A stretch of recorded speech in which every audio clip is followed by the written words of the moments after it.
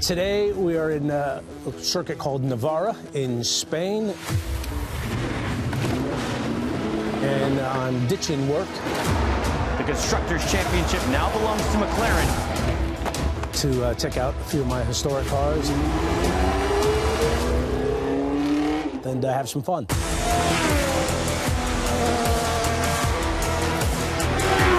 I've got a great relationship with our racing drivers. When we both race, they just do it a little bit faster than I do. Zak's probably the one that reminds you the most that if he was in the car, he would be winning everything. Sometimes it'll be as simple as saying, no pressure, but I would put it on pole today if I was in the car. Zak Brown, CEO of McLaren Racing.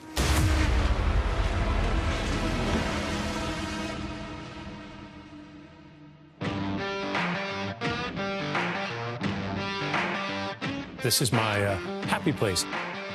There is a large part of this that feels like a little kid's dream come true in here. It is. How does one start this collection? It was purely out of just passion, as you can tell, because it's a bit obsessive. The car that's most special would be Mario Andretti, his 1987 Long Beach Grand Prix winner. And Mario Andretti has won the Toyota Grand Prix of Long Beach. This is where it all got started for me. After the 1987 Kart Grand Prix of Long Beach, 16-year-old California native Zak Brown met legendary driver Mario Andretti. I said to him, how do you get started in racing? And he said, karting. And there happened to be an ad for Jim Hall Kart Racing School in the race program, which I still have. I had been on Wheel of Fortune when I was 13 years old. Zak claims to be 13 years old. Is that true? That's me. So I remember this like it was yesterday. Do you really? Oh, yeah. 900. I have no idea who this Wild Bill someone is. K is a pretty popular letter, so I went, K. Can I have a K, please? Yes, you can have 2 Ks. Zak, $3,050. Identify this person. Wild Bill Hickok. Yeah, that's it. Yeah. Brown won $1,800 worth of watches from his participation in Wheel of Fortune.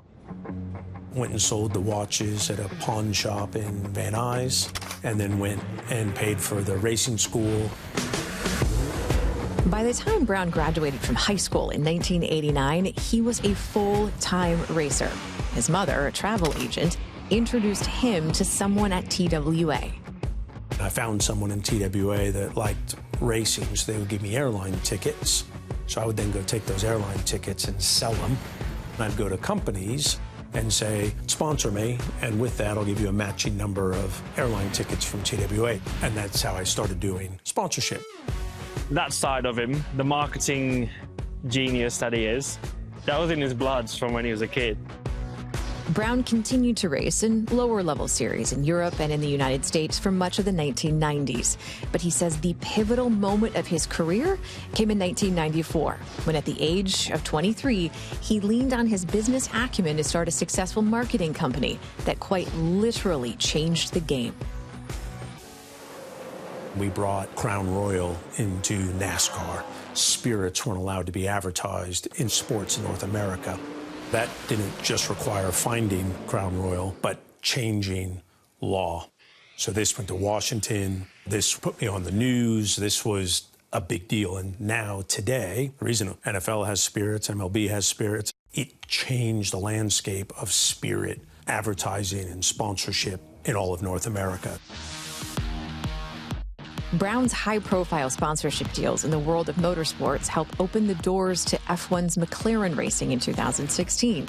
The history-laden team had not won a race, though, since 2012, and they were looking to shake things up, hiring the then 45-year-old Brown as its new executive director. How would you describe the culture and the team when you were new to the company? It was a mess. I think the mindset and the arrogance of the culture at that point was, we're still the almighty McLaren. I found a very toxic organization because you'd had so many changes in leadership. McLaren was in the dirt at that time. It was worse than what a lot of people even can imagine. So the first thing I did was change my leadership team. Helped that I raced, so I think I had street cred. Within 2 years, Brown was promoted to CEO of McLaren. And in 2023, he took a gamble by pairing its 22-year-old rising star in Lando Norris with another young driver, 22-year-old Oscar Piastri. He's someone that is not afraid to take risks. Zak didn't have to pick me to come to the team, and maybe he saw some of himself and his own racing talent in me and thought, that's the kind of guy I need. Once again, Zak saw his risks pay off when last season McLaren won the Constructors' title, the team championship, a title that brought an estimated payoff of $161 million. Between me and Zak, I think we both quickly realized how big of a job it was and how distant and impossible it looked for quite a long time. And to achieve something that everyone wants is very memorable. So how do you get from that 13-year-old kid on Wheel of Fortune to this, all of this? A lot of hard work, definitely some luck, immense amount of passion, and being surrounded by great people. And staying true to yourself and never quitting. Can't quit.